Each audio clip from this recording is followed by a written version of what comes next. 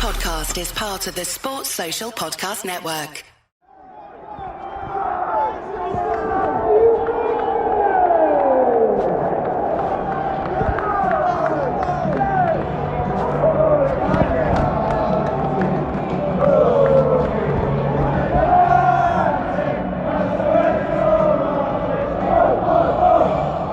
First trophy in 6 years, and it just feels so right.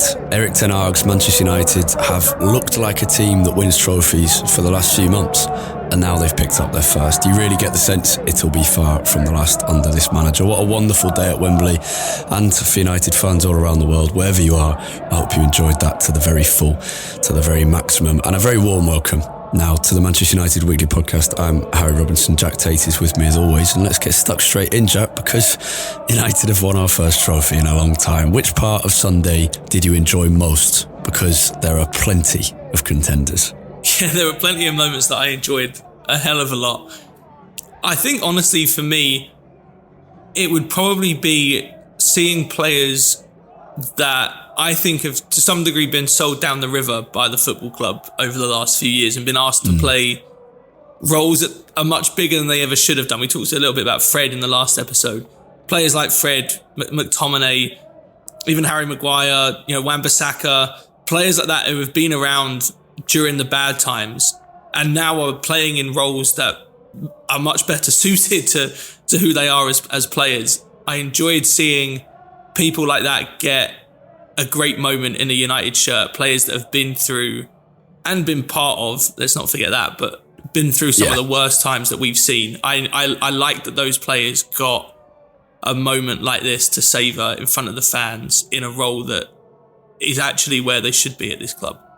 Yeah, and yet for me it was one of the newer, literally the newest one, second newest after Sabitzer, in Wout Weghorst. I was sat directly behind the goal, kind of at the top of the lower tier at Wembley, and Weghorst just crouched down next to the goal. I'm sure everyone would have seen it. Was brilliant. Just thought, it's beautiful to watch a player who clearly thought something like this would never happen. It's his dream move and he's making the most of it. He's been crucial to the team's good run of form in general, but also in this competition. It's his first professional trophy at 30 years old. Yeah. And I saw him speaking out afterwards about he'd been in 2 finals before, lost both of them, I think both in the Netherlands. And yeah, he's come from Turkey 4 or 5 weeks ago and he's now won a trophy with Manchester United. It's just, there are so many moments like that. And football's wonderful when it's like this. You're just happy for the players for so many different reasons. As you say, especially for me, Luke Shaw and Fred, in terms of those who have kind of been through the mill at United. But then you see the lads who came through, McTominay, Rashford, Heaton. There was a brilliant picture with them. Malanga, Kobbie Mainoo, Zidane Bao, even a few of the youth cup players, Garnacho, obviously a few of the youth cup players. So Reece Bennett, Radek Vitek were there as well. It's such a great experience. I particularly loved the link of Radek Vitek there, aged I think 18 now, maybe has recently turned 19, and Tom Heaton, 2 goalkeepers. And I remember Tom Heaton, I love seeing him involved in United because when I was just starting out trying to become a football journalist, he was the first person, the first kind of professional footballer I interviewed, and he was just the kindest, most warm and welcoming person to, I think I would have been 15 or 16, and he was just an absolute gent and said at the end, if you ever need anything, let me know. And this was when he was at Burnley, but I was talking to him about United and when he just made his England debut, and he brought up that he was in Moscow in 2008 when United won the Champions League. He didn't make the final matchday squad, but he was there to experience it. Wow, was he? Yeah, and said it was the most invaluable experience, an incredible thing to be a part of. Wow. Obviously United had Van der Sar and Kujak and Ben Foster, but Heaton was there. So I love that link, seeing Radek Vitek in that picture and being able to soak it in. There was that clip of Erik ten Hag pulling Kobbie Mainoo aside for a chat. Mainoo not in the matchday squad but had travelled, and I just love to hear I'd love to know and hear what Ten Hag was saying to Mainoo there. You'd have to assume it was something along the lines of, if you carry on doing what you're doing, if you keep working hard but step it up another level, this is something that you'll be able to experience very soon. It was a great example of Ten Hag's management and one of those moments with Mainoo that I hope we'll look back on. So yeah, you've got those academy lads, and And then we'll come on to Rashford in a second because he scored as well. That goal's been given to him now. But the Martinez, Anthony and Erik dancing together, it's just, you can just like, it's so obvious the closeness of their relationship there. And this is what I love about football, that you have a middle-aged man from the Eastern Netherlands, a boy from the favelas in Brazil, and a bricklayer's son from a small Argentinian city dancing together in London, playing from a team from Manchester. It's just, these days and these moments, it's such a great opportunity to appreciate the stuff that being a football fan gives you. Yeah, and I think this team, we've said this many times throughout the season, this team has reignited that connection between the fans and the club and the team that was kind of lost to a large degree last season. And I think you saw that massively in the celebrations. But like you said, it's also the closeness of the players and the staff. I loved how intentionally the players and Ten Hag got all of the staff involved in the celebrations too. Yeah. It feels like it's a group that is so together, that's so united in everything that they're trying to do at the moment. And that's not kind of pretty much every team that wins stuff has that. It's not to say like this is exclusive to United, but that's kind of the point. Every team that wins has these traits about them, and you're seeing it now. It's not surprising the mood is good when you've won a trophy and that everyone's getting each other involved. It's kind of, if you're going to be really successful, it's about what happens when the mood's a little bit lower. Do you keep that unity and togetherness? But you can't appreciate it when it does happen. And for United in particular, it's just such a sea change from what we saw last season. You know, when everything was so divided. The infighting. Exactly. The bitching to the press, You know, I thought it was something that came to mind actually after the Barcelona game. Bruno Fernandes, in one of his post-match interviews, I think with Man United themselves, I think said to Stuart Gardner that it was about a year ago, almost to the day, I think it was a little bit more than a year, when Fred scored that right-footed goal against Crystal Palace in Ranić's first game. And you just think we're now 13 months away from that. And then look at where we are now. Like, it is incredible when you think how far this club has come and how far things have changed since back then. Obviously the results, but also just look, this group of players isn't that different to who was here last year. And it is, the whole atmosphere in that group is completely different. And it was just great. Like you said, obviously when things are good, it's easy to kind of show that. But I think for United fans in particular, it felt really poignant to just see how much things had changed since this time last year. Oh, yeah. Less than 12 months ago, I was at Anfield working in the press box, and the United end was fairly full, but it was the easiest it had been to get a ticket to Anfield for years because we were really, really shite. And sitting in the press box surrounded by Scousers as they scored within 5 minutes and then just picked us apart was painful. And this isn't a woe is me story, but you watch United that day and they were overawed by the atmosphere that just picked up because Liverpool fans knew that we were there for the taking, and that's exactly what their team did. But it wasn't the only time that season where, and to be fair, this was the same at the start of the season against Brentford. It wasn't the only time that season and in recent years where you thought this team just, they're too overawed by the occasion and the atmosphere, etc. That was in April last year. And this is the main thing about this final, is that Manchester United had a natural advantage over Newcastle going into this. But what I love most is that we hadn't won a trophy for 6 years, and that could have been made a massive deal of. But instead, somehow, Ten Hag and these players created a situation where this almost felt normal and natural right until the end and the celebrations, and then you kind of saw the relief and everything. But United are the bigger club. We've won trophies more, and we've won them more recently. And we showed that. We made the most of that natural advantage, whereas the opposition were having their biggest match in 30 years and were looking for their first final in 60 years. United didn't go for like the pre-match walk around Wembley. We didn't have a big base in London. We just travelled like a normal away game. Then we won the cup, celebrated for a bit, and travelled home ready for training the next day. I just think it says so much about the attitude of this team, and that's why it feels particularly great this time around, in that this really does just feel like a pause in the season before going for more. And every single player of Ten Hag, anyone that was interviewed after the game, said exactly the same, that, yeah, this is great and we'll enjoy this for today, but tomorrow it's straight back to it, on to the next game. We have a lot more still to accomplish this season. And that's exactly the attitude that you want. Yeah, absolutely. But you can say that and it doesn't translate onto the pitch. But what I love so much is that all those kind of cliched quotes came after performance in which we played, we controlled things. I don't mean we controlled possession, because we obviously didn't, but that's partly affected by the state of the game in that we were leading. But did you get the same?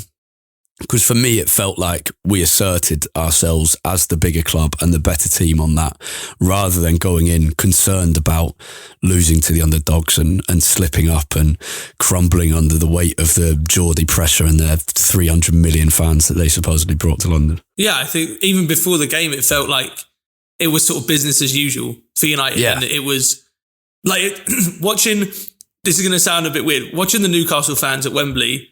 And obviously, like, full credit to them, they made a great noise, enjoying this occasion. It felt almost a little bit like if anyone's watched the Sunderland or Wrexham documentaries, when Wrexham and Sunderland both got to Wembley. It felt a bit like that, and I don't mean that in any disrespect. Like, if United hadn't been to Wembley for 30 years, we'd all be like that as well, Yeah.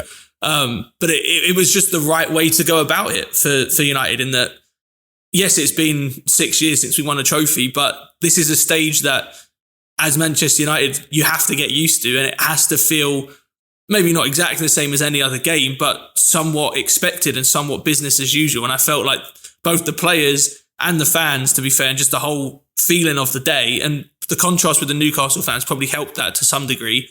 It felt like the entire club was set up to feel that way, to feel like, yeah, this is great, but we are a fucking massive club and we will be back here very soon. We don't need to, savor this moment because it's never going to happen for 50 years. Yeah. And that was I felt really, it was interesting, kind of my personal feelings before the match, because I was almost pretending to myself that I was nervous, but I wasn't, in the same way that I have been before other big games, including Barcelona, but also other big league games throughout the season, and obviously other big finals like Villarreal and in the past, because I think just off the back of Barcelona, and with 3 players in particular in the team, I just couldn't see how a team including Casemiro, Rafael Varane and Lisandro Martinez could be on the losing side against Newcastle. And so I was kind of trying to convince myself that I was nervous to set, in case we lost, when you're trying to bring expectations down so that it's not too much of a thump back down to earth. But deep down, I kept saying, I'm pretty confident here, because we're a really good team and we're better than them. And not just we're a really good team, but this is what we're talking about, isn't it? It's the character team where you just don't fear that there's going to be that complacency or that ability to be overawed by the occasion. And that is, and Casemiro and Varane and Martinez are absolutely essential to that. But it's also Ten Hag. And I think we've seen that in how United have played in second halves, particularly in the last few weeks, including against Barcelona. But those 4 together, you just have every confidence in this United team. Yeah, and we talked about this after the Barcelona game in our sort of short preview of the final, that we couldn't see United capitulating. We couldn't see United coming here and just putting in a really turgid, really, just basically, we couldn't see United not showing up for this game. And this was far from our best performance, especially on the ball. I don't think we were particularly great. No. But it kind of fit exactly what we were saying, in that we have the players that, without meaning to oversimplify sort of analysis of what is obviously a very complex game, we have players that just win. And we haven't had that in a long, long time at Manchester United, and in Casemiro and Varane in particular. And I'd put Martinez in there as well, albeit obviously his sort of experience winning with Ajax is maybe at a slightly lower level than Casemiro and Varane's. We do just have players that are used to the feeling of winning, that know how to get themselves over the line. And that's shown massively in not only the last couple of games, but I think for the last 2 months as well. Yeah. On the performance, Interesting. I came away from Wembley thinking we'd been pretty average. Having watched most of the game back in full, some of the second half I've just seen kind of the key moments of, but saw the full first half. It's changed my opinion a bit having watched it back, because I think the nerves in that 10 to 20 minute period in the second half from the hour mark onwards really clouded my view of the game, and just the overall nerves of, can we hang on to this? We scored against the run of play probably. I think you're right, we wasted possession time and time again in the second half, but the defensive work and how solid we were at the back, especially after half-time with Wan-Bissaka, we basically turned this game on its head. Ten Hag played the mind games before. He called Newcastle annoying and time wasting, but we managed to engineer a situation where it was us who slowed the game down once we got the lead. It was us who scored from a set piece and a deflection. It was us who riled them up consistently.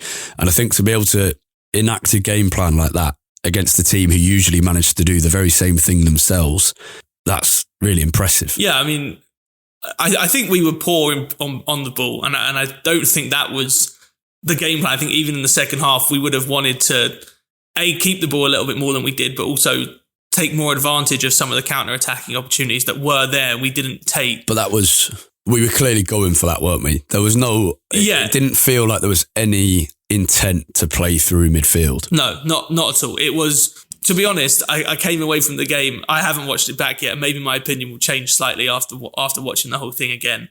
I felt like it was a Mourinho-esque final performance, and I mean that as a compliment for once. It was like Ajax. It was like the 2017 Europa League final. I think Barney Ronay made that comparison. Yeah, that's a great comparison. It felt extremely, extremely similar. And I think once United take that 2-0 lead, United were favourites anyway going into the game. And like you, I felt much calmer, much more confident than I expected I ever would in a final.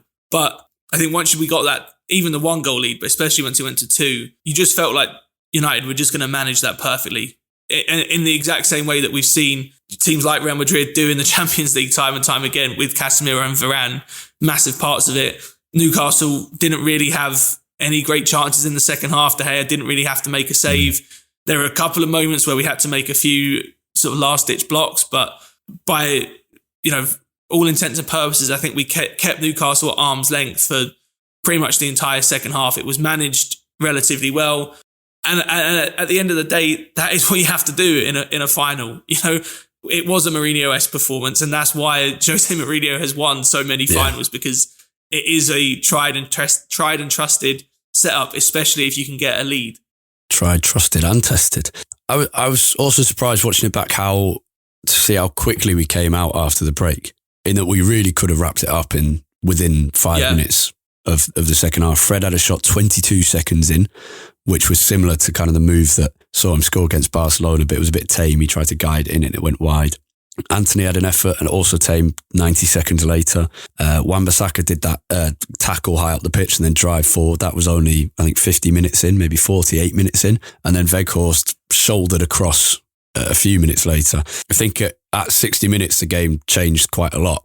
But we did engineer the situations to take the game away from Newcastle at the start of the second half. We just didn't capitalise on that. And it's something we're seeing more often now, isn't it? It's becoming a bit of a pattern, that very quick start after half time. And it was almost exactly the same as Barcelona. It's just Fred didn't finish this time and did against Barcelona. And then from the hour mark, it felt like that Martinez and Varane dogfight again. They were very ably assisted by Wan-Bissaka, and we can talk more about him. His resurgence has saved United a lot of money, which we did originally spend on him, of course, but also massively bolstered the options Ten Hag has in a game. But especially those centre-backs, they are just immense defenders, let alone all their other qualities. They are just brilliant in and on the edge and the areas around the box. They're so good, proactive and aware to everything. I can't speak highly enough, honestly, of Varane and Martinez, both individually and the partnership that they're forming. I think what's so great about them, I mean, there's so many things, but a couple of things in particular. Couple of things. Their personalities, their on the pitch quality, everything. Yeah, I mean, that pretty much sums it up. But I think a couple of things that really stood out for me are, firstly, they're both so comfortable in pretty much any type of defending. Like, to give the comparison to Maguire, in that Maguire is actually a brilliant defender in and around the box, especially high balls. He reads the game really, really well, but obviously isn't very good at defending when there's like 50 yards of space in behind him. It's maybe one-on-one duels with the ball at someone's feet isn't so great. Martinez and Varane, their defensive qualities are so good and so well-rounded, whether they're 50 yards from their own goal or defending a penalty box that's crowded with 15 players. I have equal confidence in their ability to handle that situation, sort of no matter what. And then the other one, this one is sort of specific to Martinez. I've seen few centre-backs who I think obviously enjoy defending as much as Martinez, which is obvious from the celebrations after a good piece of defending. But I think as part of that, he spots danger so quickly. There was one moment in particular that stood out to me in the game. I don't really know why it stood out to me so much. Martinez has sort of got dragged out a little bit into like the left back sort of area in the first half when Newcastle had the ball with Trippier down the right. And he got dragged out a little bit. I think then Trippier played it to Almiron. It might have been the other way around. And Martinez from sort of just outside the sort of top left corner of our penalty box. There was no imminent real danger there. You know, Newcastle were sort of passing the ball around on their right wing. Martinez absolutely sprints back into the penalty area to get back into position to try and defend the cross. When the cross wasn't even imminently coming in, it was, you know, he had plenty of time to get back into that position. Most defenders would sort of amble back there, you know, give it a little jog, whatever. But he just loves defending. Yeah. And that feels like a stupid thing to say, but some defending, and I think Casemiro and Varane have this too, their appetite to be a good defender and to make those crucial tackles, blocks, clearances, it does, I think, separate some of the very best around. Yeah. I think you're right to mention Casemiro there as well, because he at times was the third central defender on Sunday. He has been many other times as well, but it was interesting seeing him properly drop back into that defensive line to let Martinez and Varane go wide without worrying about leaving too much space for one of their midfielders to run into and make that late run and score. Casemiro, so that trio is just, it's immense. And we're starting to, I think we're playing well in attack, aren't we? But that trio's so well cemented now. The fullbacks, you've got two great options and contrasting options on either side, and that's so useful and a massive change. And we'll talk a bit more about that in a second. But we've not yet got that in attack. And I think that's what's kind of exciting, is that we've got really good players, and Bruno, Rashford, Sancho, Garnacho, Weghorst, all doing well. It's great. But we haven't got that kind of rock solid trio where you have complete faith in that kind of being one of the foundations of the team. And I think you get that a little bit less in the forward positions anyway, but I think that's an area still to come that's exciting. We should mention the first half a bit, because we mainly spoken about the second, in which we didn't actually score. It was difficult, wasn't it? Saint-Maximin was so dangerous, and I think when I spoke to Aaron Stokes on the preview episode, he was the one we picked out as kind of that unpredictable potential match winner. Dalot couldn't really handle it, and the change to bring Wan-Bissaka on was great. But the two goals, wonderful short cross, great header from Casemiro, and of course it was him who came up with it.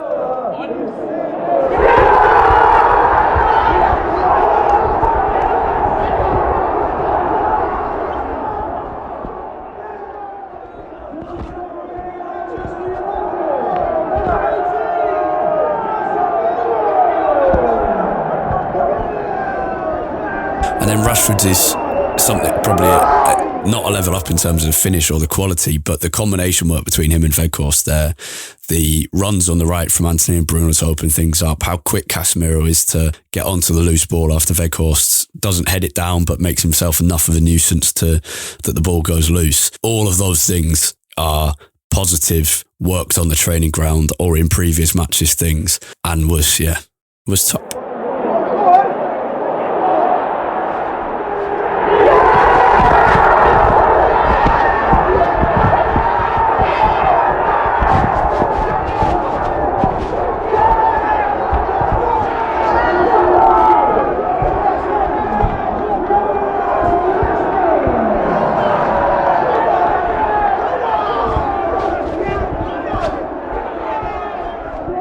Case of the combination between Weghorst and Rashford, not the only time that came to the fore in the first half as well. Yeah.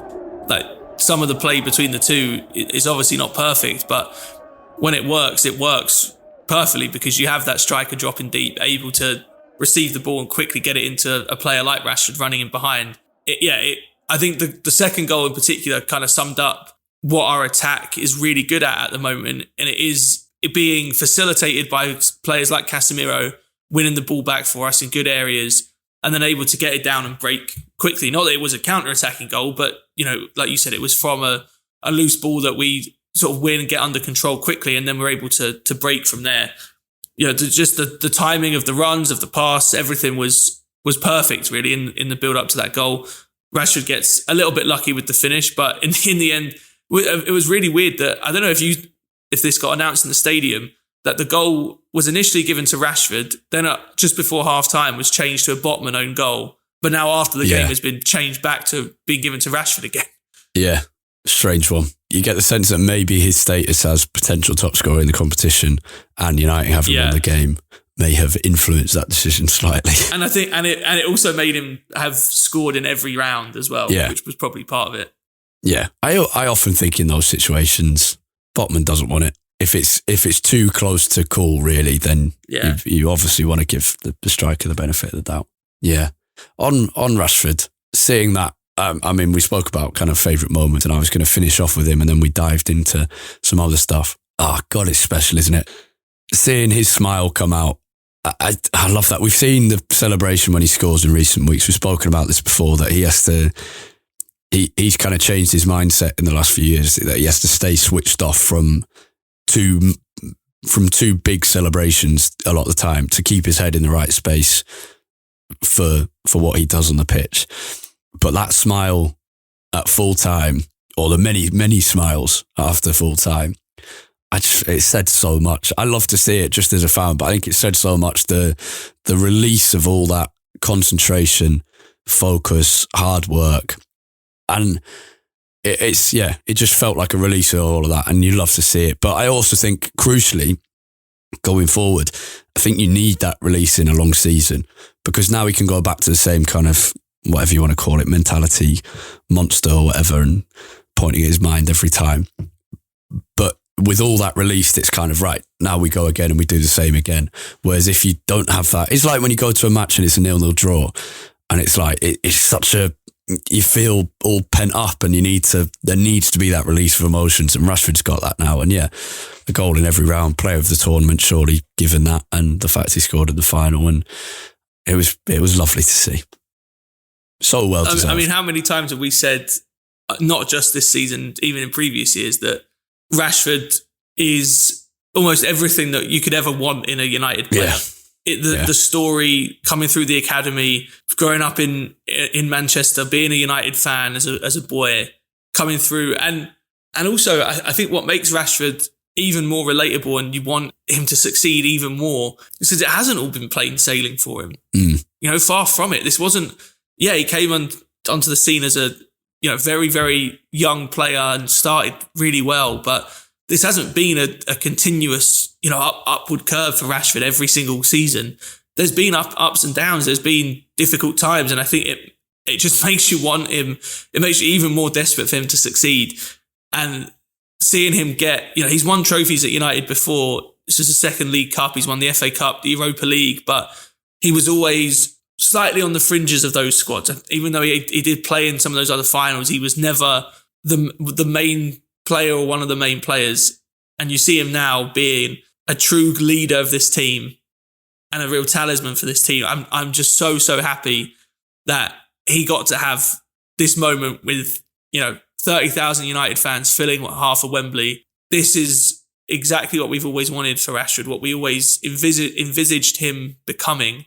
And all you can hope now is that this is the first of many, because he deserves every success that he can possibly get in a United shirt. And we deserve to celebrate those moments alongside him as well. Another man who I'm just absolutely in love with, Erik Ten Hag. It's just beyond our wildest dreams of a few months ago, isn't it? It's, played everything perfectly. And to go into a bit more detail, he's getting all the credit he deserves, and it's great that this I think it's particularly great that this trophy came in a match where once again he showed that he is the determining factor, in that he's got the ability to change games with how he adjusts it. And I think, and I'm mainly talking about the Wan-Bissaka for Dalot move to nullify Saint-Maximin, but I also think the other subs were pretty perfectly timed. And I think I said this after Barcelona in our most recent episode, but I'll say it again. The key takeaway from Ten Hag's game-changing substitutions of recent weeks is not that just he's a great manager and a great tactical thinker and that he reads the game brilliantly, but also that in these last few months, he's changed United from a good starting 11 to a good squad, still with so much room for growth. But before the World Cup, it always felt like we were thin, and you looked to the bench and thought, how do we change this for whatever scenario, whether we're winning, losing or drawing?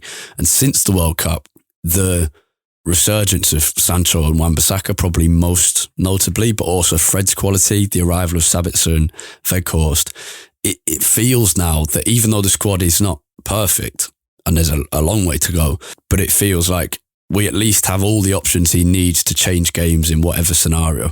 And we saw that again. Wan-Bissaka for Dalot. Wan-Bissaka is not the kind of story of Ten Hag's very good first season at United, but he is one of them. It's someone we just completely wrote off. Oh yeah, massively. I mean, even earlier this season, like I think we always talk with Ten Hag in terms of this season and last season, because obviously everything has changed so much. But like you kind of mentioned there, I think it is also worth remembering just how different everything has been since the World Cup to what it was before. You know, players like Wan-Bissaka, for example, like earlier on in this season, we would never have wanted Wan-Bissaka anywhere near the starting 11 in this team. Dalot was one of the only players that basically never ever got rotated in that first sort of 4 or 5 months that Ten Hag was in charge. And now that's changed, partially forced because of injury, Dalot getting injured and Wan-Bissaka coming in and doing well.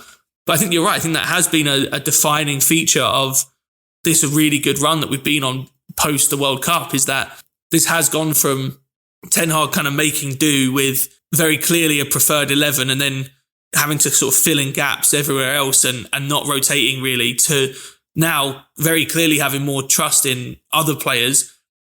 Often that has come about through being forced, whether through suspension or injury, but also through some natural rotation as well. You look at players like Fred and Wan-Bissaka, even some of the forward players, like the trust that he's got in Garnacho, Sancho coming back in.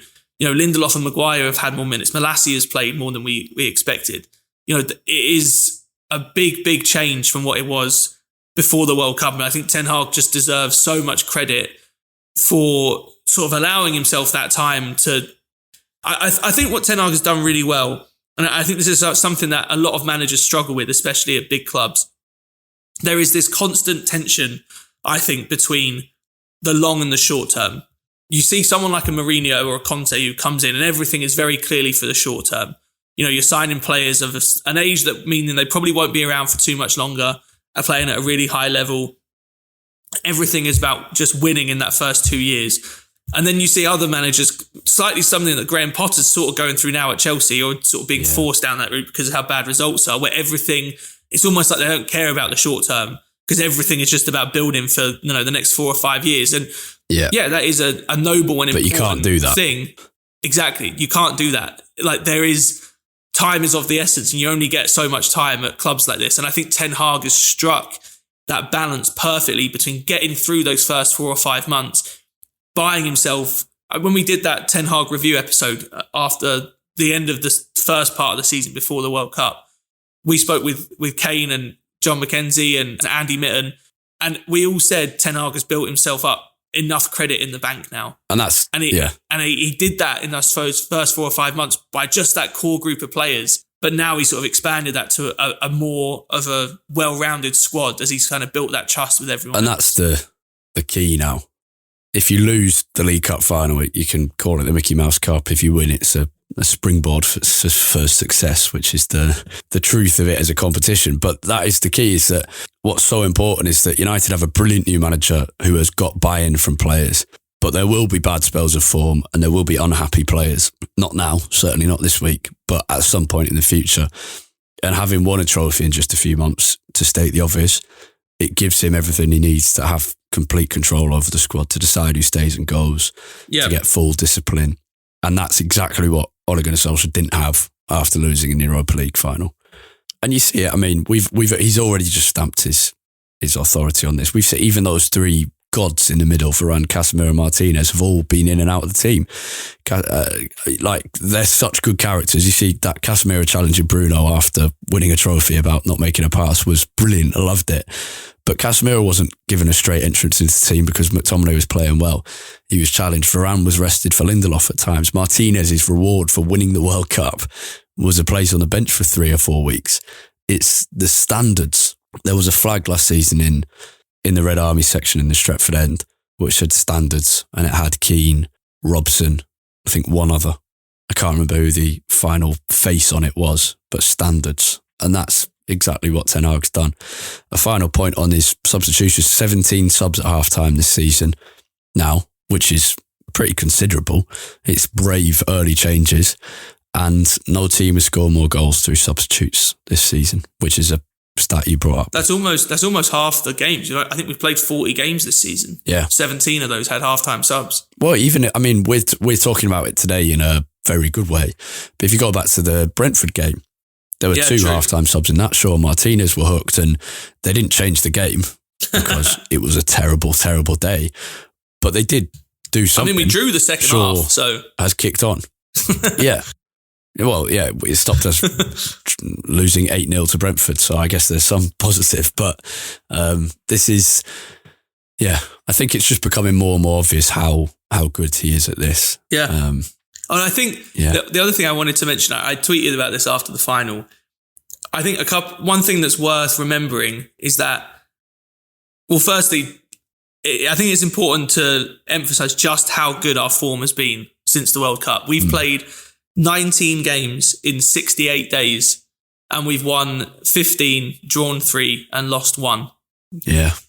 And you don't feel like this is a team that's been run into the ground. We don't look like we're tiring too much. That might come later on in the season, but it's a very, very hectic period with some massive games in there too. You know, in there we've played Man City, we've played Arsenal, we've played Barcelona twice, a League Cup final. You know, this hasn't been a walk in the park, even though we had sort of that run of easy games when we first came back from the World Cup. But I think it's also, now it feels like a long time ago because of how well things have kind of gone. But it's worth remembering, when we went to the World Cup, our season was still on a bit of a knife edge. You know, things were trending in the right direction. We were all happy with where things were going, but we were a minute away from dropping points at Fulham in our last game, and Garnacho popped up with that last-minute goal. The club was reeling from the Ronaldo interview. We weren't even in the top 4 at that point. I think we were 5th in the league. Still, I think 3 or 4 points off of Spurs, who were 4th at that point. We hadn't won our Europa League group.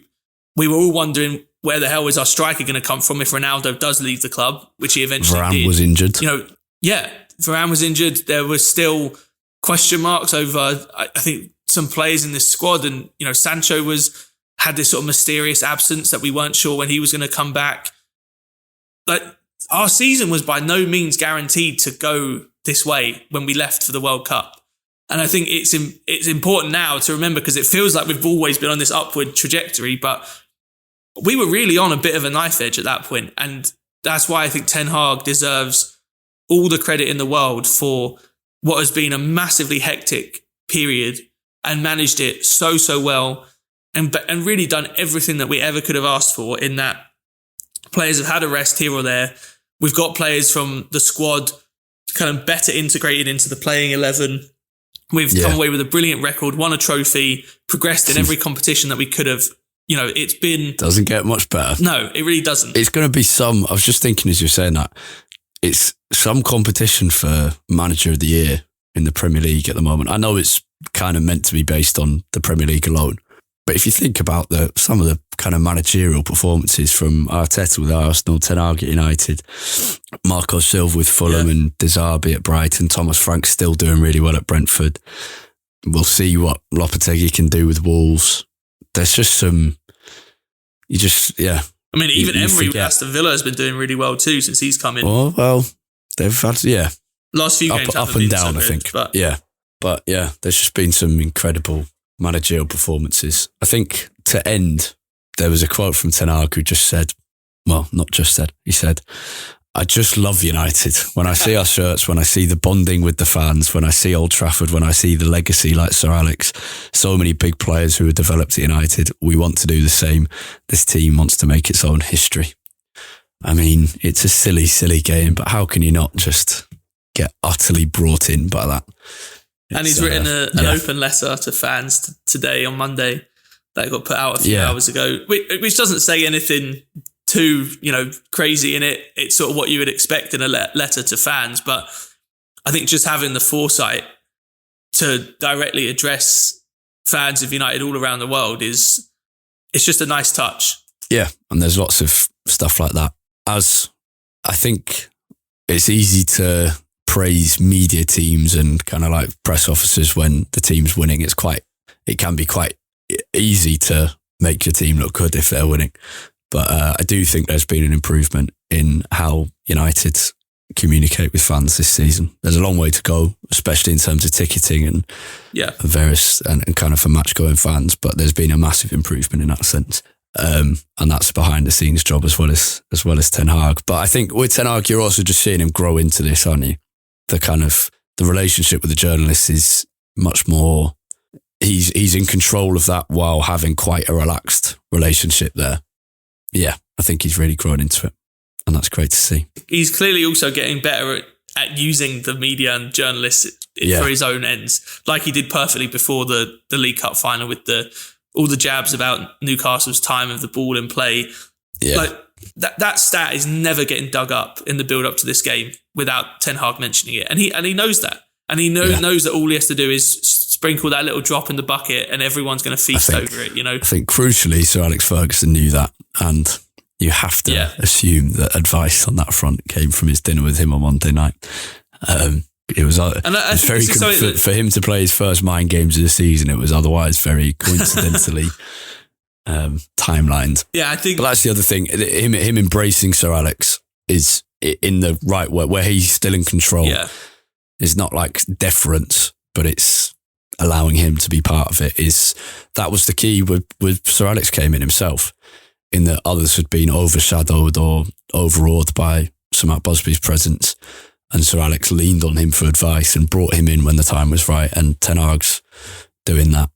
Well, and I think in the case of Ten Hag, everything still stems from the results. Yeah. Because if he was getting dinner with Sir Alex after, we'd gone through a run of 10 games without a win or something like that, it'd be easy enough to think, he's desperate. He's looking for some kind of advice or trying to get Sir Alex on side. But now, because the results have been so good and because there is no doubt over sort of who's in complete control of this team and this squad, Ferguson's role is a lot easier to be part of, because it's very clear that no matter how much he is involved, no matter how often he's talking to Ten Hag, there's no doubt over who's in charge of this football club at the minute, and that is the bald genius.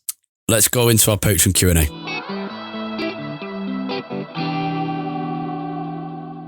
At Discount Tire, we know your time is valuable. Get 30% shorter average wait time when you buy and book online. Did you know Discount Tire now sells wiper blades? Check out our current deals at DiscountTire.com or stop in and talk to an associate today. Discount Tire. Let's get you taken care of. Okay, Jack, before we wrap up, great weekend all round for United teams, because United women beat Durham 5-0 in the FA Cup, marching on in that with an emphatic performance, which is great. The scorers, Vilda Risa, Leah Galton, Hannah Blundell, Alessia Russo and Nikita Paris. Their focus, United women, now turns back to the league. They've got Leicester City on Sunday at 12:30. The game's on BBC iPlayer if you want to watch. As a reminder, United are currently top of the Women's Super League. They're 1 point ahead of Chelsea, who have a game in hand. But crucially, United have the chance to pull further ahead, 4 points ahead, because Chelsea don't play this weekend. They're playing Arsenal in the League Cup, which would be a mental boost at the very least. The under-18s beat Derby County 5-2. A lovely first goal link up between Berry and Scanlon, as if it could be the 1957 United team, but this was Adam Berry and James Scanlon. And then Victor Musa continued his great scoring form with 2 before the break, and James Nolan and Ethan Williams scored after half-time. The under-21s conceded a late equaliser against Wolves on Friday night, a 2-2 draw. United's goals from Amari Forson and Joe Hugo. Jack, we haven't got very long, so just the very main headline from the Lonies, please. And is it Ahmad? It is Ahmad. No surprise. But on a personal note, very good. And a team note, not so good. Yeah. Because Sunderland did end up losing to Coventry. But Ahmad in the 94th minute scored an absolute screamer. Very similar to Anthony's goal against Man City. So cutting him from the right, left-footed shot into the top corner. Brilliant. And got actually some lovely comments from Tony Mowbray after the game as well. His form has dipped slightly in the last few weeks. I say only slightly because he's still been very good. But Tony Mowbray was asked about it and defended Ahmad to the hilt and basically said he couldn't pick a team without him and that he's, by far Sunderland's most dangerous attacking player. So high praise for Ahmad and, hopefully he continues. It's been tough for him. Sunderland have played a lot of games recently, partially because of their good FA Cup run and they got to a replay with Fulham. So they had a lot of games. And as Tony Mowbray said in this interview, this is really the first time in his career Ahmad has played regular men's football. So definitely an adjustment for him, but a brilliant learning process that's still going on. Any other performances to note about, or nothing on that level? I didn't see anything in particular, but I wasn't paying that much close attention given the celebrations. Nothing on that level really. Ahmad certainly the standout. Okay, West Ham on Wednesday. It's incredible we're playing again and at home, but it'll be great it's great to be at home having just won a trophy, and the atmosphere on Wednesday, as long as we don't concede a very early goal, will feel very celebratory, and it's another chance to go marching on in another cup, and we should do it because we're better than West Ham and we've just won a trophy. We'll see what kind of impact the various beers and champagne have had in the dressing room after winning the League Cup, but it's not like the biggest game, but it could be fairly exciting because it's an FA Cup match and a place in the quarter-final awaits. Yeah, I mean, it's a big game in terms of what's at stake, getting into the quarter-final of another competition. It feels like a classic potential banana skin game for United, I think, in the coming off a League Cup win. There's a lot of potential for a bit of a come down and maybe some complacency, but I think you've got to have faith in this manager and this team that won't be allowed to happen too much. I mean, the games just keep on coming for United, don't they? And it's not going to get any easier after beating Barcelona. They aren't really going to have any kind of break. Liverpool on the weekend. Yeah. I'd expect there'll be a fair few rested. It seems kind of likely we'll see Maguire and Lindelof. Probably Garnacho will start. Malacia. Yeah, maybe Pellistri will either start or get a good bit of time. And that's fine. It's very possible West Ham will do very similar given the situation they're in the league. Yeah. So, and it's David Moyes. I don't want to jinx it, and my desk is made out of wood, so I'm just tapping it here. But his record against the big teams is horrendous, so we should be confident. But you are right; it's absolutely a potential upset. So, we'll see. But I mean, look, 2 more games to complete what would be a pretty remarkable couple of weeks as a United fan. 3 weeks, yeah. Yeah, it's been so good. Sunday was amazing. I'm not sure whether we'll record after West Ham because it's been so manic, and depending on if anything massive happens, then we will. But then Liverpool on Sunday. What are your expectations for that? I was saying to some people yesterday that despite the contrasting form of the two teams, I almost feel like Anfield is like the final frontier for United. We haven't won there since 2016, since the Van Gaal era. And I think we've had 2 0-0 draws there since then as our best results. And it just, I don't know, there's been something about going to Anfield in the Klopp era for every team, to be fair, but especially for United, that has just felt like a step too far. But I mean, you've got to be more confident than probably have been in probably a decade going to Anfield at the moment, given where we are. But also winning at Anfield it's a proper marker of a proper United massive side. Could be big. And you saw their key weakness in defence harmonises perfectly with our key strength in attack. Yeah, it really does. So if we can take advantage of that, we could have the most incredible 3 weeks as a United fan. And Sunday was on those 3 weeks, could you? I mean, there can't have been many, if any, periods in United's history where in the space of 3 weeks or so we could have won at Ellen Road, played at the Nou Camp, and won that over 2 legs, won at Wembley and won at Anfield. Yeah. Obviously we're not there yet, but I mean that would be some 3 weeks. Yeah, it didn't seem possible that we could win in 90 minutes against both Barcelona and Newcastle. No.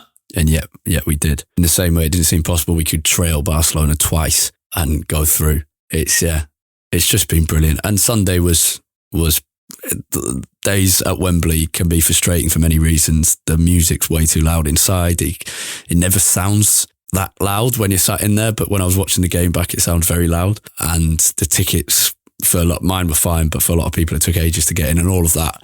But they are quite special, and yeah, they're just special occasions, and it was great. As was Barcelona. I always think the best thing about Wembley. I agree. I don't think going to Wembley I don't think the experience there is that great. I always think the best thing about it is when you watch games at Wembley on TV. It has one of the best camera shakes during celebrations of any stadium in the world. Yeah, it looks so good. Go back and watch the game. Even though our goal was happening at the other end to where all the United fans were, go back and watch the final. Even then, it was great camera shake. And if you watch like England games, especially from the Euros, when obviously like everyone in there is supporting England, in every game at Wembley, the camera shake for celebrations is so good. It's really satisfying to watch. There is some amazing footage from Sunday, and more and more will come out over the next few days, I'm sure, as United milk this in every way they can, as they bloody well should. It has been a fucking brilliant week. Is there anything else to say before we wrap up, Jack? I think that's the perfect note to end on, mate. Yeah. Okay. You know where to find us. We've done that all before. Happy Trophy Week, United fans. Take care. Goodbye.